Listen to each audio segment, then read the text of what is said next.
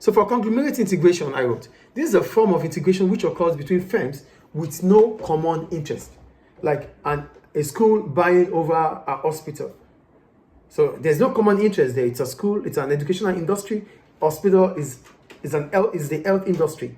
So they don't have common interest, but owners might wish to buy. Do you understand? So here, what are the advantages of going into conglomerates? Number one, it allows owners to spread their risk. That's the first advantage.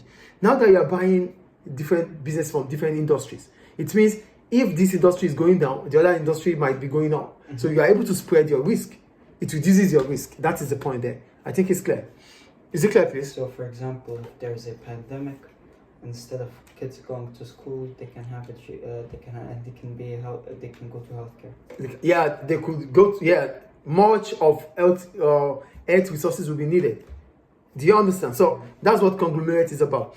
Two, it allows flexibility for expansion as successful senior managers can be transferred from company to company. If in company A, there are managers there that are successful, you can transfer them to company B that is lacking that managerial skill. Do you understand? Yes. So there's flexibility when you want to expand. Mm-hmm. The third one, it is an opportunity for what we call asset stripping. When we talk about asset stripping, it simply means you figure out that certain company has valuable assets. Then you are buying that company so that you'll be able to make profit out of the assets. That's what we call asset stripping. Mm-hmm. Some companies, what they do is they buy assets of companies.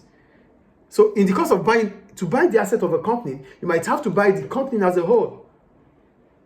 Then you start selling the assets differently. Do you understand? Yes. So, but you can only do this if there is conglomerate. Do you understand? Yes. So that's another advantage about conglomerate. However, the problem about conglomerate is that firms don't have expertise in the market.